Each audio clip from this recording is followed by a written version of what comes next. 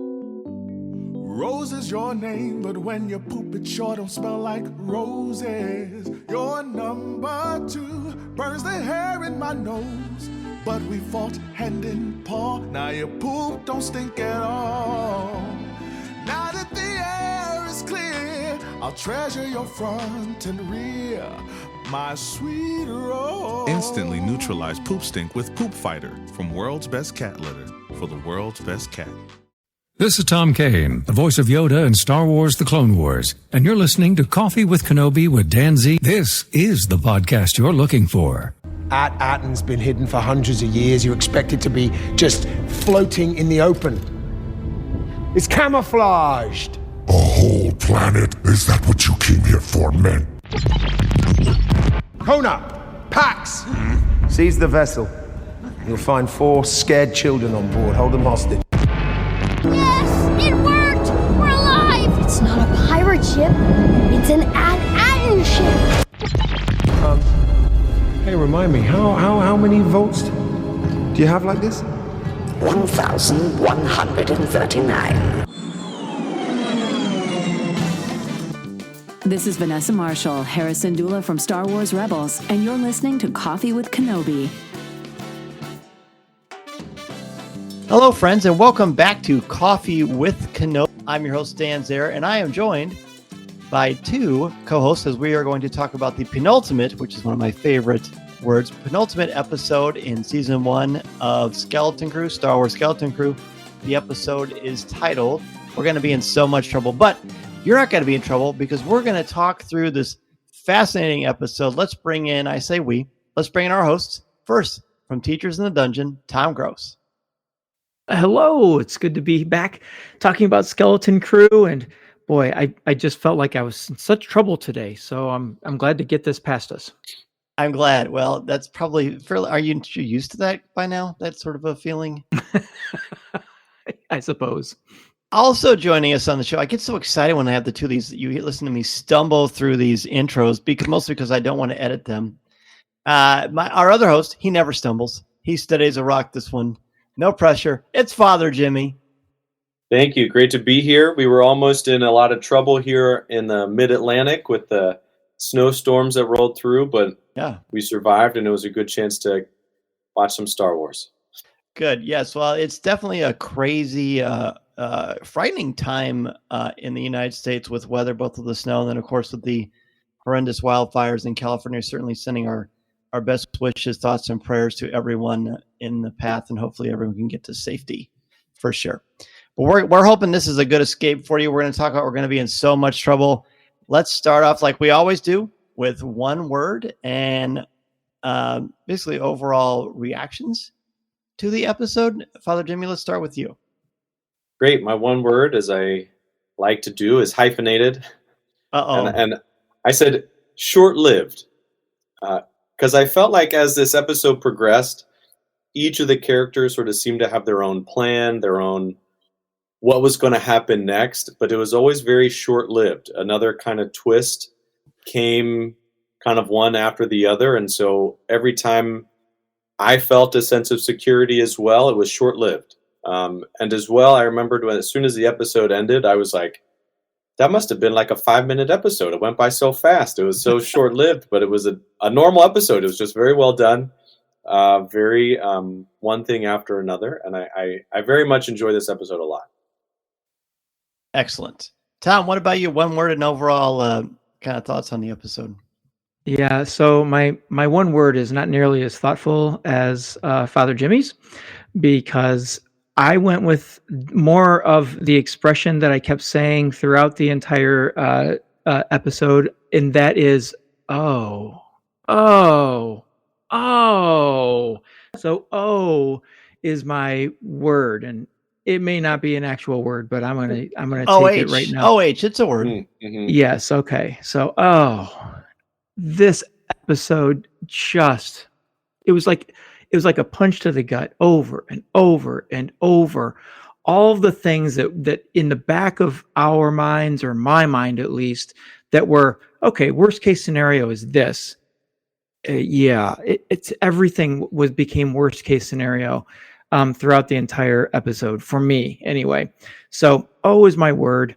I really enjoyed the episode, but I will say, in a rewatch, I found some parts really hard to watch for a second time. Which leads to my one word for the episode. It would be traumatic. Like, this was before this ever aired. It had been said several times through different mediums that this was not going to be a show necessarily for kids with some very adult stuff. And I don't know that we've seen a lot of that. And I started to think, oh, maybe they went away from that direction. I was glad. But in this one, I thought, no, this is frightening. This is scary. This is some traumatic stuff that really shook me. And I've only seen it once at the time of this recording. But I agree with you, Tom. It was very, very difficult to get through. But I think that adds to what they're trying to do with this story. I'm really looking forward to breaking it down with the both of you. Father Jimmy, why don't we start with you? Something that stands out to you about the episode, something you'd like to discuss. Yeah, I'd like to start right from the beginning. Partially with the title, we're going to be in so much trouble. And as soon as we got that kind of pre-credit scene with the parents, and they wound up in trouble, I thought, oh man, maybe this title's about them. But it was good to see these parents coming together again, formulating their plan, and really caring for each other and each other's kids. They knew that if one went down, the other couldn't really stop. They had to pick it up and keep going. And that did cause a lot of tension, but you could tell each of them viewed the task as parents. And they knew that, yeah, their friends were probably hurt by the stun, but they weren't dead. But if they don't reach out to their children, who knows what their children could be. So it's good to see that. I liked seeing the growth with the parents. We hadn't seen much of that yet because the story's not really about them, but it was good to see that little bit in the very beginning. I thought that this was a really appropriate beginning, especially since many of the episodes did begin with the parents. I thought the same thing, Father Jimmy, that it's the parents that are going to be in trouble in this episode, which they don't escape trouble. So I guess perhaps it's just one of the many troubles that show up in this. But the thing I found to be interesting about this, I really thought they were going to cave and just walk away. There's something about some of their attitudes that I thought that they were just going to step aside. And really, it was Neil's mom isn't it Neil's mom who first grabs it and runs? So I'm like, okay, that was not who I would have expected to have done that. And so when Wim's dad gets it, I thought that this is the last one. This is the last one.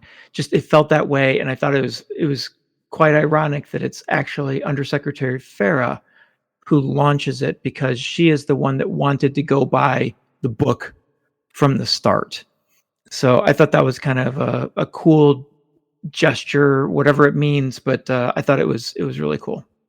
And I think the more that we spend time with the parents, the more we feel their anxiety and their grief and their absolute fear throughout the other parts, especially Wim's dad and Fern's to a degree. They seem very so focused on their jobs and their station and their propriety that they forget the human aspect of being parents. But now it's completely the other direction, and they just can't quite find a happy medium, but they haven't been able to because of the incredible duress that they fall upon. And I had never considered that the title was about the parents.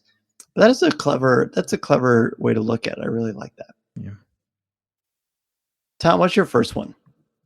So my first one, actually chronologically, just goes right after that title sequence and to the Onyx Cinder in space. The kids are jovial. They're chasing what looks like a training droid or probe around the ship and kind of making sport with it. Then they come to Wim, who is quite melancholy. And Fern sits down and says, "What, are you okay?" Whatever. I don't remember exactly what she says, but she checks in on it with him. And he just kind of laments the whole ending of everything. KB says we're almost the signals say that we're almost home, and Wim is not happy about this, or at least he's being sort of kind of deeply reflective about it, almost like when you're on your way home from a Disney cruise, or a vacation that was just marvelous. You just have sort of that pit in your stomach where you're like, I can't believe it's over. Because then he says, I still have to take the assessment, and like all of that rushes back to him, and it kind of makes me think about like his life, and to me it reveals some things about his life, because everybody else, even Fern, who is as frustrated with her parents as could be, she's joyful and happy to be coming home, and he is not. And I don't know, I will jump to the very end and spoil it now, where the parents reunite with the kids, and it doesn't feel right for us as the viewer, but I felt like Wim's father sincerely was happy to see him, but did not know exactly how to express that love. And it was very stiff. And all I could think was, oh man, Wim has just missed his mom so much. And he's still not going to be fulfilled. But that's jumping way ahead. So I found Wim, because we've talked about through this, how Wim is kind of the immature. He's the immature kid. And he shows some things in this episode where that immaturity comes through. Maybe one last gasp for adventure in his mind. I don't know. But I thought it was just interesting that he's the one that is sort of lamenting the whole finish to it. It's so interesting that you bring up that ending, and I think I will address it here. I didn't find the dad stiff at all. I thought you could tell in that moment he was realizing they'd never really hugged his son, at least I hadn't in a long time. And then there's a hesitation, then he just breaks free and just grabs him, and Wim's face, and I have goosebumps. That really affected me, because there was, you did pick up the initial uncertainty of just how to do this, and then he just did it. He just loved his son, and woof. That section where Wim is talking, I think, is interesting for a couple reasons. One, it is very much like the whole vacation thing, because for him, like, it's almost at that moment when you realize yet again, he doesn't get that this is life and death. Oh, he says it. He says he knows that this is not a game, but he's not treating it. And maybe that's a defense mechanism because he's a kid, and that's how he has to deal with this incredible trauma and traumatic experiences. This is almost like Charles Dickens in space. Now that I think about it, they're almost like orphan kids and pirates chasing them. And really, it's kind of like that.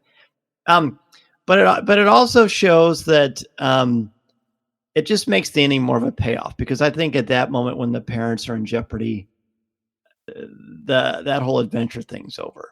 Yeah, the mundanity. I don't think that's a word of real life. Creeps in, but that's because he doesn't quite realize what's happening until the end. And that's actually my first point. It's not necessarily the end, but it's just an overall feeling. I was troubled by this. And I think it was perfectly executed. It was perfectly crafted. Certainly amazing performances.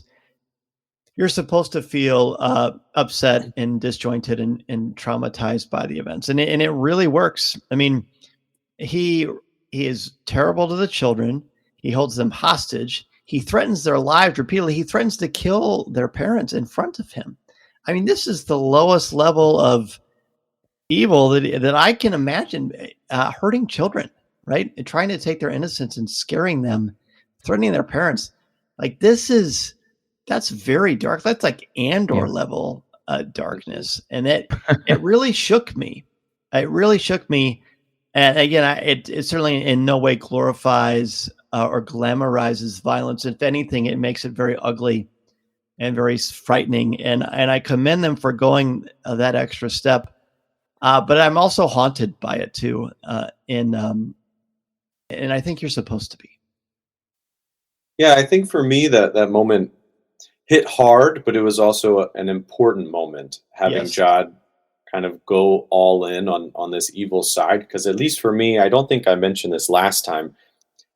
There's still a little sliver of hope for me that Jod was secretly a good guy.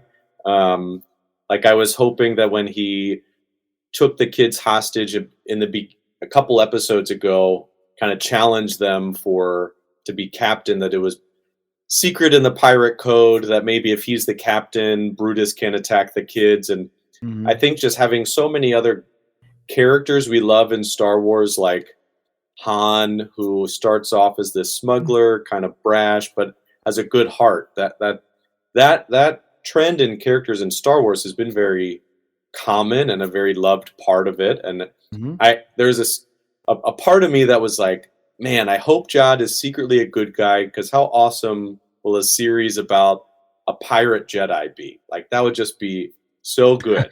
Because you want that archetype, right? We want that archetype. Yeah. But this episode, how he gets rid of Brutus cold-bloodedly, yes, and he threatens the children, and in a very violent way, not just saying like, you're locked away and I'm going to do this myself, but being mean and cruel. Haunting them with the lightsaber, waving it in front of them.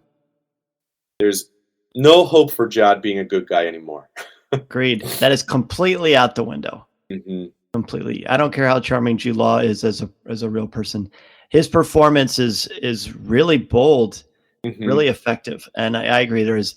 I have no hope. I wanted to like him, and I did like him. I think we could go back, and all of us really liked him. But now he's scum. I've even heard some of my students today specifically stating their disdain for Jod. It almost makes me feel like I've been fooled for all the like hope that I had for him. Right. Because Father Jimmy, I was on the same page. I was like, there's redemption here. He's going to decide to, turn for the good and to help the kids. And even when they were watching the hollow of the parents and their message to the kids, I was like, maybe this is what he's going to see, and see that the kids have lives, and this isn't who the kids are, and he needs to get them there. And I really just felt so fooled. And I think so he puts us in we're the kids, right? We're so fooled. Yeah. Oh, 100%. And what I wanted to say was not in a bad way, in such a, like, I was so drawn into this story that it worked, man. Yeah. I don't know. And I think this is a story. It's a good story. Well told. Yeah.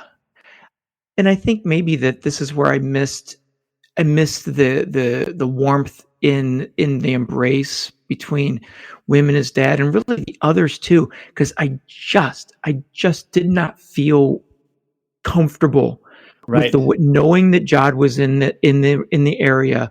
I just was like, oh, this is not, back to my word of this is not going to end well. He's got a lightsaber. He knows how to use it, and he is not a good person. There's more to say, but Father Jimmy, we'll go to you for your next one. Oh, for my next one. Oh man. I think taking a little bit of a different track. This is more kind of background, larger Star Wars universe points as well. I found some of the interesting in the reveals about At-Aten. We hear from the pirates that it's hundreds of years old, and so kind of judging where that places it. We hear that they just are calling him an emissary from the Republic, and we also hear from the parents that the kids aren't supposed to find out about some of this stuff until they're older. They graduate, pass the assessment. And so I just thought that was kind of interesting, kind of wondering how this fits into the larger kind of Star Wars universe as a whole. Like, if this is hundreds of years old, that it's been hidden, would that put it High Republic era, or does that put it where Dan? Where do you think that puts it? I mean, yes, it would. but also consider that it's the planet in this vault, not necessarily, not of course, not the character. So it would have to be in that era. How much they actually lead us to in that remains to be seen. Because then you start to wonder and speculate about who the emissary is. And are there lots of them? But it's the supervisor, right? And this is not, let's be clear, and people who listen to the show for a long time already, I'm guessing, would presume this. But this is not, if you're looking for someone to take the audio of the supervisor speaking and digitize it and rewind it and play it backwards so you could hear John Lennon singing a Beatles song, this is not the show for you. This is not where we're going to do that. I have no idea who the supervisor is. And I look forward to finding that out. But how much that, to me, I got the sense, because they didn't check Jod's IDs or credentials. They're just like, oh, I'm the emissary. Oh, sure. And these things clearly are very programmed. They don't appear to be violent while they use stun. Like they didn't change or lose their tempers, or there was no battle droid situation or anything like that. So I don't know. We just know that he's in a tower, if it's anything like the other planet. And the visuals are so great, right? Underneath this beauty is this like this depth and breadth, this mine, this pit of countless credits. It's like a manifestation of Jod, like this beautiful exterior that belies this all-consuming warehouse for treasure. And actually, I was going to ask you this, Father Jimmy. Just so happens we have an expert here in this particular field. Tell me the sequence, and I'm kind of jumping it, so I apologize and stealing your guys'. I hope I'm not, but it just seems apt here. The sequence where he goes into the vault and he asks how many vaults are like this. I looked this up on stars.com. The security droid notes that there are 1,139 vaults, meaning there are 1,138 more. Numbers are not to THX 1138. How fun is that? But the scene where he walks in there and he buries his head basically in the credits and they cascade over him and he's laughing and just in this delirium. When I see that, I couldn't point out a specific scriptural reference, but this is greed. This is a personification of greed. Can you kind of give us any spiritual links to that? Yeah, I definitely agree that there's a personification of greed there. We see that fully, and I think for me, greed, doesn't actually end the way we want it to end. And as we see Jod touch just one of those credits on that big stack, the rest came tumbling down. And yes, he has that kind of Scrooge McDuck moment in the shower of the gold coins, but kind of from a spiritual side, when we put greed, when we put money above human beings, as Jod has done this whole time, we see things come crashing down. Money is not the end, and I think it was a beautiful kind of juxtaposition where Jod goes in, he touches the gold, it showers upon him. He's finally gotten what he's wanted this whole time, and then we cut right to the kids and the parents seeing each other, and now they've gotten what they've wanted this whole time, and there's a much warmer feeling to the embrace with the parents and the kids than Jod's kind of selfish greed in this hall of money.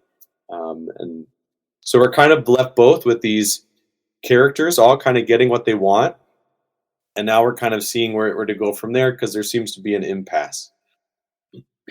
And it's interesting that there's 1,138 other vaults. The vault he's in now, it's impossible. If he lived 1,000 lifetimes, he couldn't spend all that. But you get the sense it isn't enough, and it's very sad and very frightening. And I really found it extremely compelling. And I love the comparison, like you said, they both are finally getting what they want.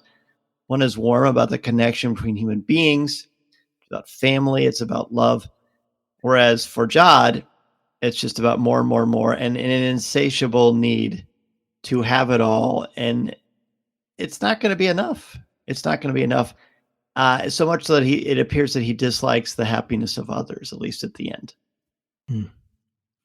This was actually going to be my point, so I'll just share what I was thinking, because you're bringing up aspects that I hadn't really thought about, and I really like that juxtaposition you point out. From he's by himself. If anything, there's a droid, something non-human in there, and the family's out, and that is So what I was so when he touches that and it rains down on him, I took the exact same thing, but what I saw was he kneels to it. He kneels down as it showers upon him, as if it's more powerful, or it guides him, and it's a thing.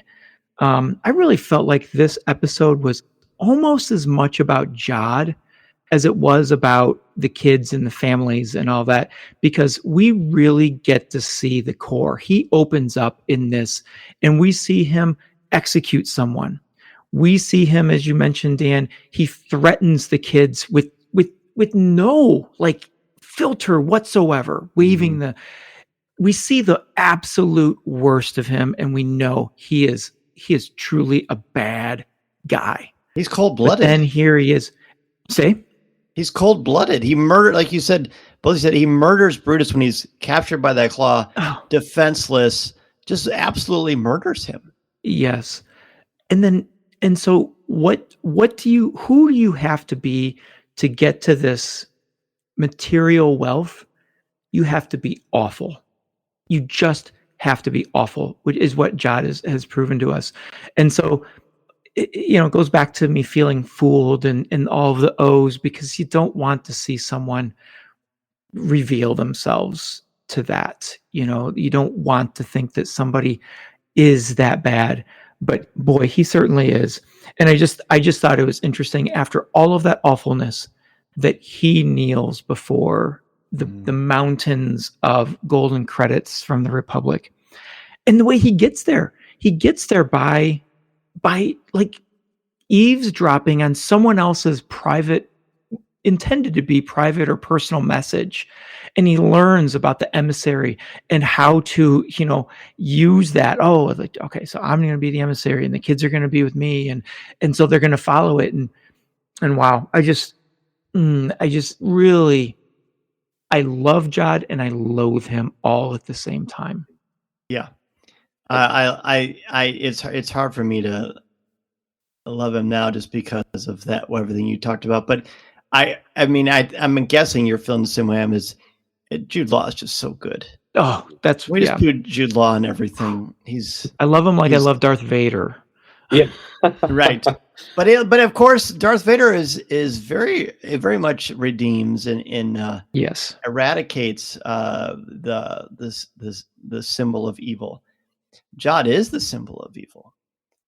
And then I guess what I like also, it's not related to what we're talking about, but it is when they're going onto Aten and they have to go through this miasma, this galactic web, gelatinous web that really is like this thick covering, which I don't know how they keep it there, but it's Star Wars, so let's not get wrapped up in the science of it, because there isn't any. But it hides these little things that shock and electrocute and kill. And the only way to get to it is if you're one of them. Symbolically, I'm not really quite sure what to do with that. But I like the notion that to get to the treasure, you've got to think, you've got to be like us. You hide your wealth, you hide your possessions, you hide your prizes, and you hoard them.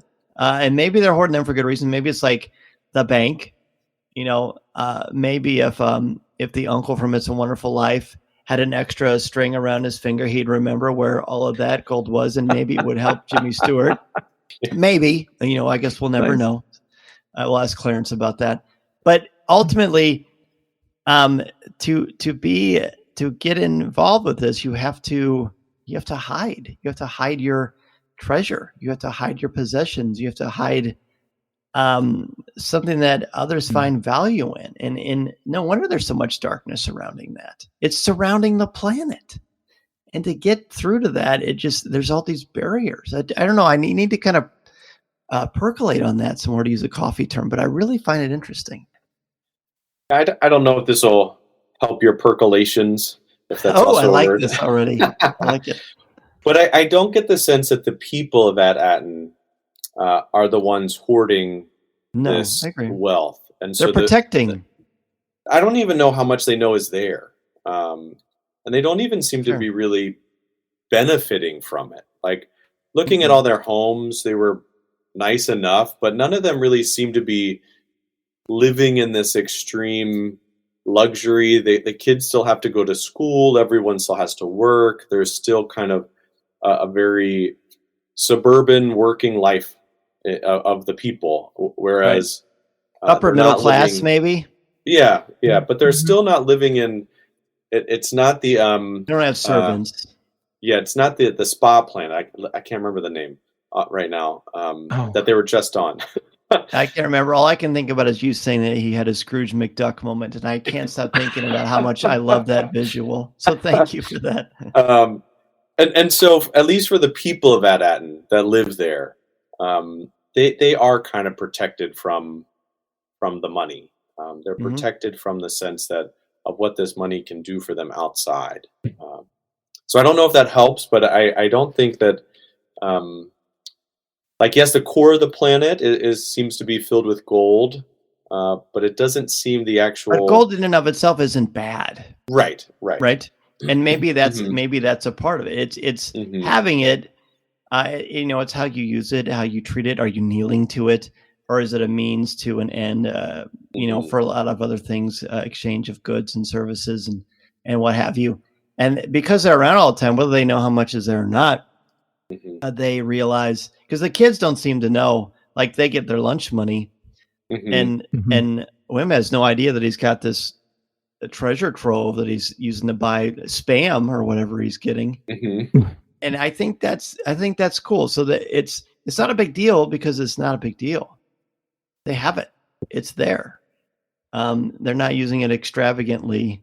I don't know. I think that's interesting. I think that's something that would be fun to revisit. I don't know, something, not to go super deep here. But I hope that you do. It helps the show. This conversation. Okay. Yeah. This conversation just is it's percolating in my head as well, Dan. And here we're talking about just the awfulness of an individual. We're talking about families. We're talking about material wealth.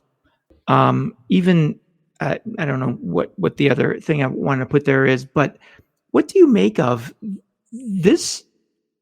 This planet is about as close as in Star Wars as it is to us. You mentioned suburban life and work and school and neighborhoods. It's as close to us as Star Wars has ever gotten, in my mind. That's true. Lawns and buses and whatnot. And so, what do you make of that? That we have these really heavy themes of good and evil, but it's most like us, the viewer. I think any good story has a relationship to its audience. And while you may not be able to relate to, I got bitten by a radioactive spider, you can relate to, with great power comes great responsibility, because you may not have the speed, strength, and abilities of someone bitten by an irradiated spider. You do have talents and gifts and abilities and ways that you can serve your planet, serve your people, serve those you love. But the only way to do that is to tap into who you are and be your best self. So when it comes to Skeleton Crew and this whole notion, I think and what we're hearing and what we're seeing is that what is important? Like, at this story, what is it at its core? What is the story about? And we don't have the whole thing yet. We'll know more about this next week. So hopefully we will talk about it next week. But what we have seen is that family and trust and being honest and treating people with integrity. Neil, more than any of them, has consistently showed kindness and love and empathy to everyone that he meets. He's never cared about the treasure. And again, he grew up on this planet, so to him, it's not a thing. They seem to be the most well off of any of the families, I think, for whatever that's worth. But I think that there is unique bonds here. It's a clear dichotomy of good versus evil. And what makes them good? They care about each other. They want to help each other get home. They're not always going to agree. They might disagree, and they do. But ultimately, they have each other's backs. Jod has his own back. Jod cares about himself. Jod will threaten children and threaten the children in front of their parents. Will scare the children into not doing the right thing, because if you do the right thing, I will kill your family. It doesn't get much worse than that. And why does he do that? He doesn't seem to like the adventure. He's not Captain Jack Sparrow. We can stop those comparisons now.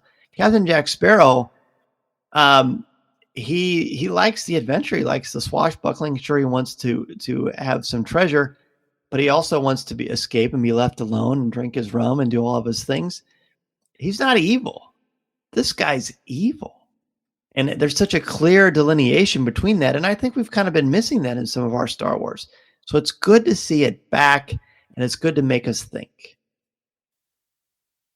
Yeah, Dan, that's a great point. Yeah, I do think, like you were saying, this delineation between Jack Sparrow and Jod is over. Yes, Jack Sparrow had his vices, drink, and many other things, but it deep down, as that series progressed, he was good. Where Jod doesn't seem to really have many vices, none that were shown in this, besides lying and manipulating and cheating. He's one-dimensional. Yeah. But for me, Tom, when you brought this up, I thought it was having Aten be so similar to us, be such a safe planet. To me, I think it really it speaks a lot about education. So I'm glad I have two educators with me, and that there is something important. The children learned all of their base skills when they were in that safe, protected environment. And literally till they push their boundaries, because I think the protective layer from the planet, they call it the boundary. It's not until they go out and they need to use it, and they're in a bit more of a dangerous, unexpected situation, that they actually, these lessons sink in and they learn it, and they learn even more. There comes a point where the kind of protected side of education, which is necessary, the kind of safe, nurturing part of it, only goes so far. We need to push outside of our boundaries, and we can learn a lot there. And as we saw last episode, the children learned a lot when they were out on this adventure, how to handle the ship and lead and be empathetic and listen to one another. And I'll be really let down if next episode, as it wraps up, they forget everything they learned. I don't think it'll go that direction, No. because we've seen such great growth in them this whole time. But for me, I think that's a great another metaphor, that the limits they have, they literally call their boundary. And when these kids go outside of their boundaries, their comfort zone is where they really learn, and they can take what they learned at home in the safety of the protected place and apply it in the dangerous situations, and learn even more than they could have if they had just stayed put. Because because the only way to grow is through failure, and to push the boundaries of who you are, and to stick to the core of who you have been raised to be, and who you are at your depth, at your specific core. I'm interested in the symbol too of the fact that once you share the information, once you send out the signal, the droids don't want them to, because no one can know the location. And I've been suspect of these droids, and maybe they're just protecting so these things won't happen, right? Even though they're not doing a very good job of combating Jod, of course. But then once the message gets out, it's the information and the knowledge and the communication itself that ends up hurting them in a way. And that's kind of a weird thing too, but it's also not weird because people are using good information and warping it and twisting it for their own nefarious purposes.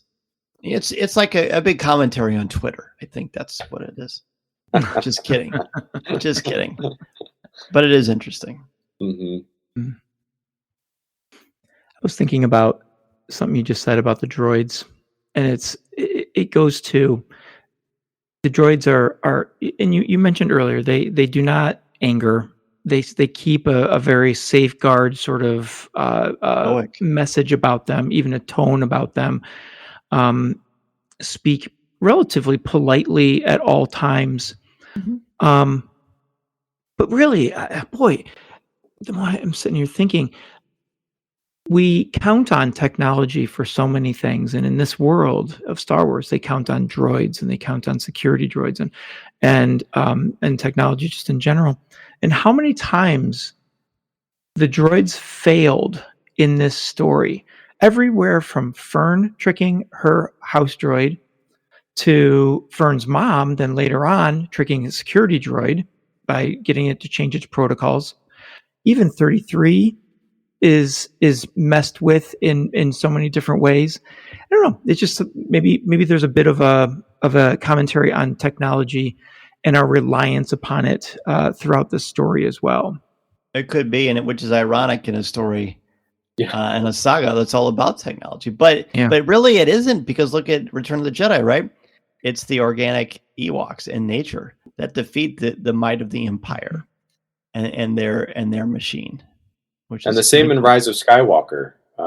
They're not expecting at the end to ride those, I don't know what they're called, the horses on so it's always the natural world that takes precedence. But I agree. I think there's a lot of critique of technology in here. And Tom, I actually feel like if these droids were people, yes, we can say that they have failed because they didn't realize the situation.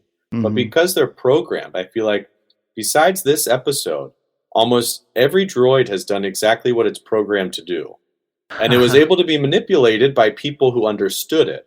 But in this episode where Fern comes in and she says unclaimsies and she reclaims it, and Jod says, well, that's not how the code works. And then SM-33 says, close enough, and then punches Jod out. That was awesome. In the metal helmet. Yeah, and that was a great point of levity and fun and humor, but it was also the only time that it really seemed to me that SM-33 bent the rules that he was programmed into. Mm-hmm. He took this other code on over the pirate code. Whereas I think every other time that people were able to understand and manipulate the droids, even the times where SM-33 acted in a way they weren't expecting him to, he was still programmed to act that way. So not a failure of technology, a failure of those who put it into play. Yeah. And in season 1, episode 7 of The Mandalorian, Queel says droids are not good or bad. They're neutral imprints of their owners or programmers. I've seen it a lot because I show it in mythology, and we talk about that line a lot. And that is very consistent with what we've got going here. It is on brand, as they say. I feel really. Are there any other points you want to talk about? I feel really good about what we're doing with this. In fact, we've unpacked more than I initially even realized was there, which is, again, the beauty of this conversation. But is there anything else that either of you would like to bring up? I just want to double down on what I've said before and how great I think this writing has been. There was so many points in this episode that called back to previous episodes. There's that brief moment where Wim is playing on the claw and he says, "Oh, I'm just playing," and here the claw comes back.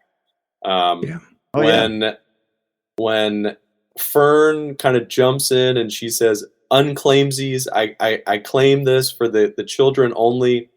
That's exactly what she did in the first episode when Wim and Neil met up with them at what they thought was the temple.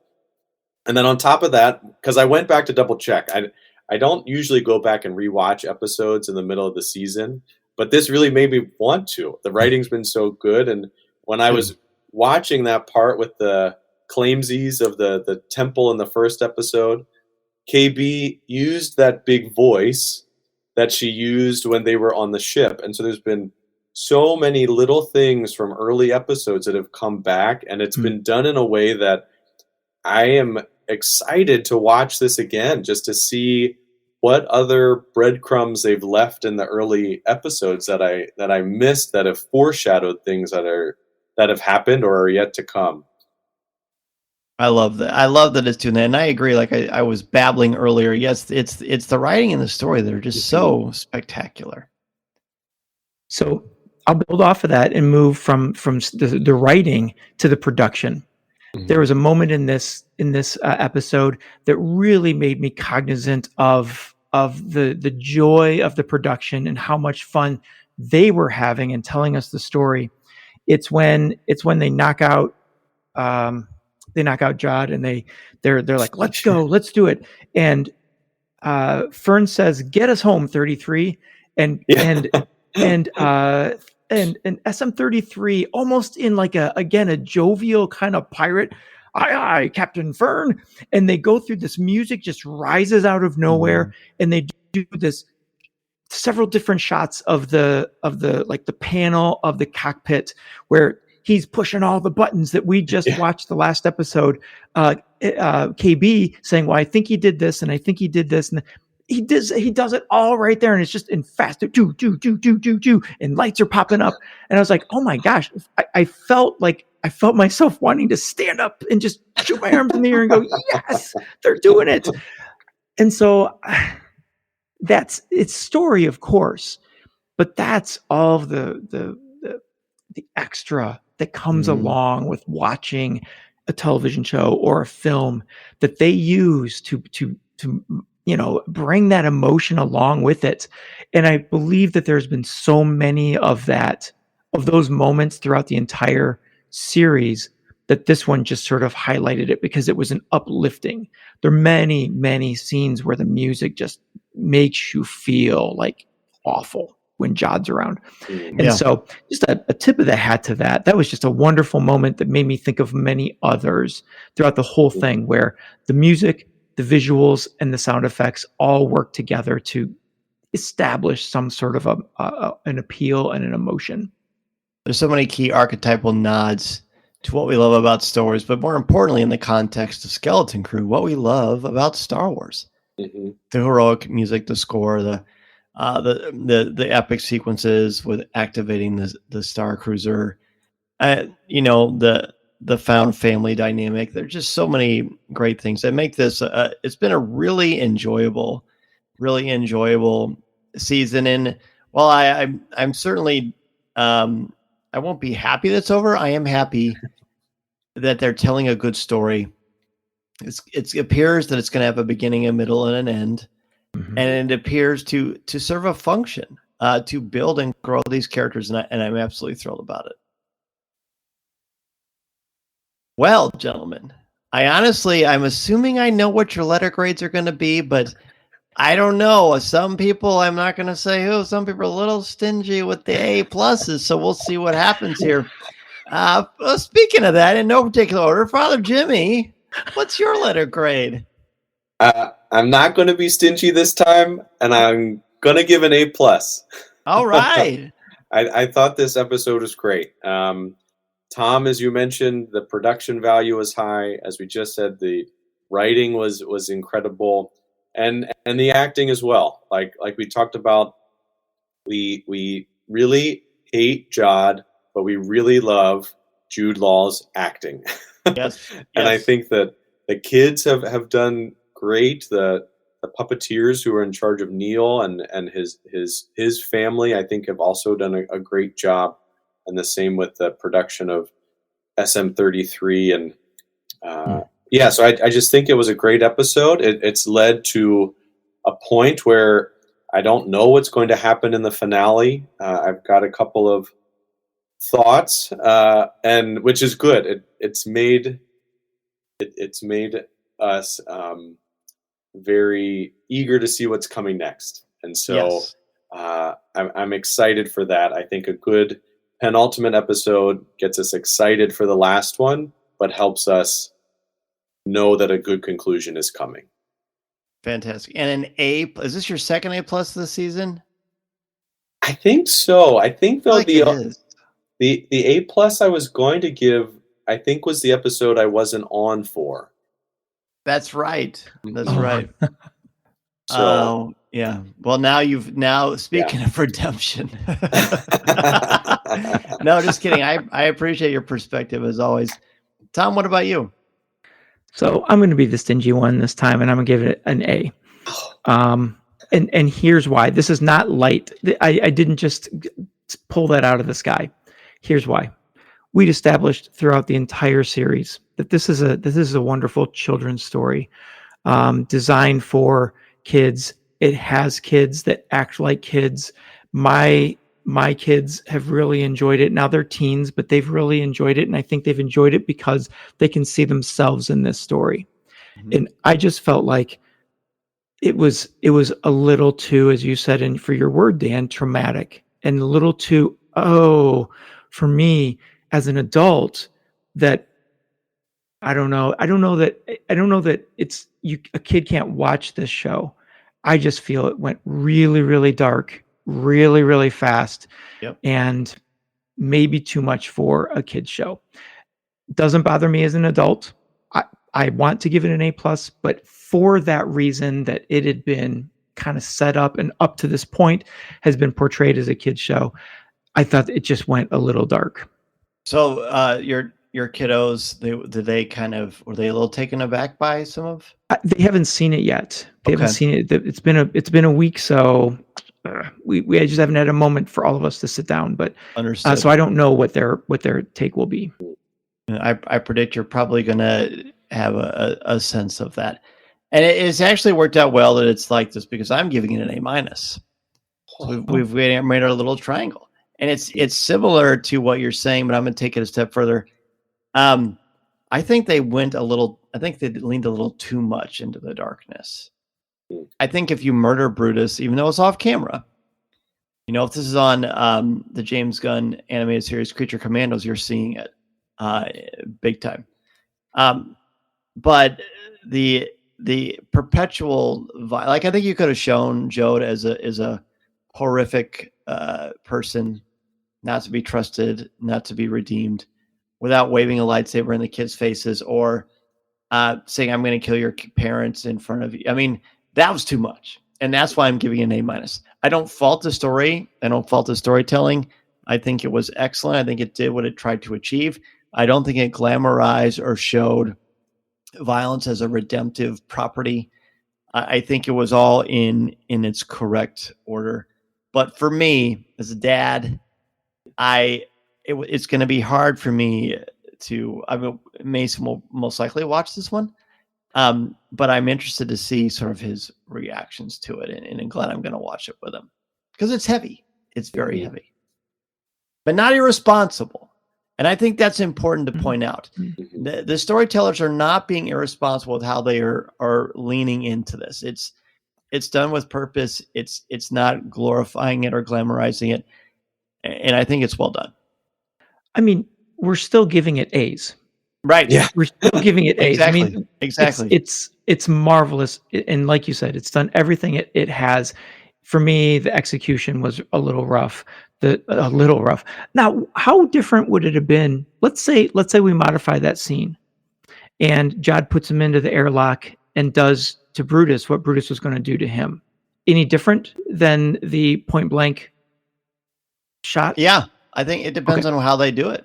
I mean, if you remember the second Guardians of the Galaxy, when they show the people thrown into the airlock and they show their faces frozen and crystallizing, and that I think that would have been too much.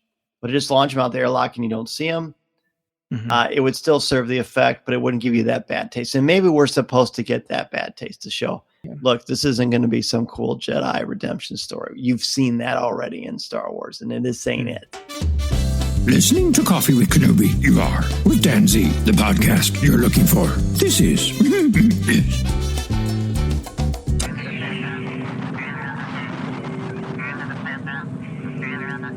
All right. Wow. What a tremendous conversation. You two continue to enlighten, inspire, and make me think. And I very much appreciate you both. Father Jimmy, I always appreciate chatting with you, whether it's just in person or, on the phone or just having you on the show. And I'm hoping that, of course, you'll be with us next week, but I'm hoping this has made you decide you're ready to start your own podcast. Is that what's happening? I kind of, funnily today, you're not the first person to mention that. See? And that person had no idea that I've been on Coffee with Kenobi numerous times. Wow. Well, we appreciate it and appreciate you sharing your time and talents. Tom, you've had absolutely nothing going on recently. You're probably really bored. Actually, that's not true. The sarcasm light in the studio is blinking rapidly. We've got a very big thing going on this weekend. We've got the 9th annual, is that right? 9th annual Steam into Star Wars. Tom, what can people expect from Steam into Star Wars? Oh man, I am so excited this year. We've got a great group of kids that have organized this whole show for Steam into Star Wars. It's going to be a lot of what we've come accustomed to. It's a great family event. We've got activities for kids that are 5. We've got activities for kids that are 15, 25, all the way up to, well, I'll say 55, but I mean, I think someone older than me could appreciate it as well. We have crafts and story time for the little kids. We have the podcast recordings for teenagers and for all the others. We have our local artists and local authors and so many alumni that have come back to help us out, like Olivia Bennett, who's got a couple books out, and traditionally Cameron Johnson has been there, who's an alumni of our school. But we've got you, Dan, a part of our school that's got wonderful Coffee with Kenobi, and Coffee with Kenobi has been with this Steam into Star Wars from the first day when we called it Star Wars Reads Day. Mm-hmm. And so we've got the podcast recordings, we've got the crafts, we have all of that.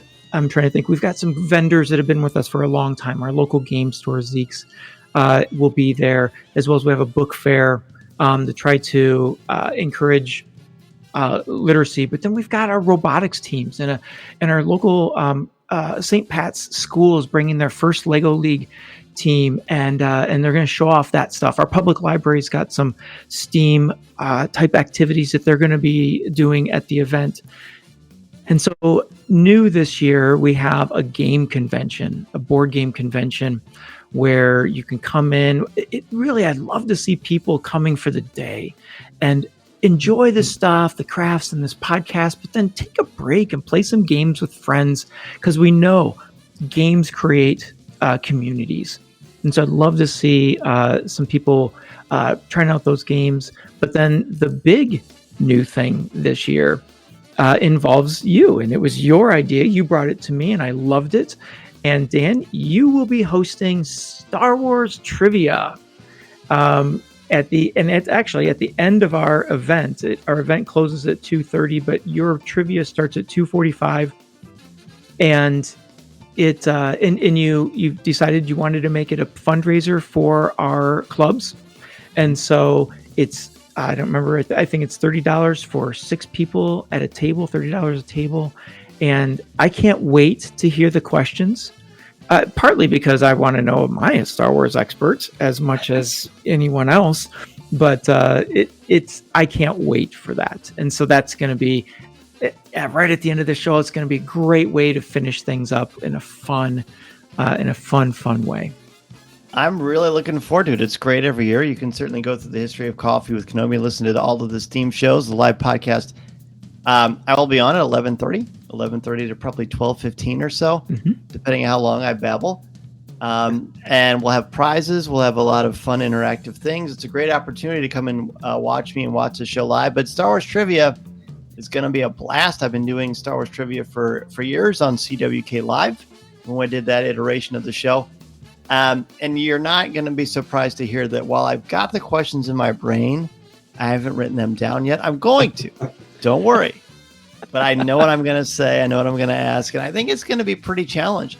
Thanks again to Father Jimmy and Tom for joining me once again to talk about this episode of Skeleton Crew. I'm really loving this series. Hopefully you are loving our conversations about it. And please If you're in the Peoria, Illinois area, join us at Washington High School for Steam into Star Wars this Saturday from 9:30 to 2:30, and then sign up to play Star Wars trivia. I'll be asking the questions. Would love to have you join us. Go to coffeewithkenobi.com and find out all the information so that you can join us if, again, you are in the area. And don't forget, Coffee with Kenobi and Mouse Fan Traveler are going on the Disney Wish June 16th to the 20th. Gosh, just 6 months away. I can't wait. And Disney's got all these new great promotions that I put on coffeewithkenobi.com, like a free Disney dining plan. If you get 3 nights in the parks, there's some discounts on adding a cruise to your vacation experience. And if you can join us on the Disney Wish Coffee with Kenobi Mouse Fan Travel Cruise, all the better. Go to coffeewithkenobi.com/Disney Wish for your no cost, no obligation quote from Mouse Fan Travel. Thanks everybody again for joining us. I'm Dan Zehr, reminding you that this is the podcast you're looking for. This podcast is not endorsed by the Walt Disney Company or Lucasfilm Limited. It is intended for entertainment and informational purposes only. The official Star Wars website can be found at www.starwars.com. Star Wars, all names, sounds, and any other Star Wars related items are registered trademarks and or copyrights of Disney and their respective trademark and copyright holders. All original content of this podcast is the intellectual property of Coffee with Kenobi unless otherwise indicated. This is the podcast you're looking for. There's no one here. Move along. Move along.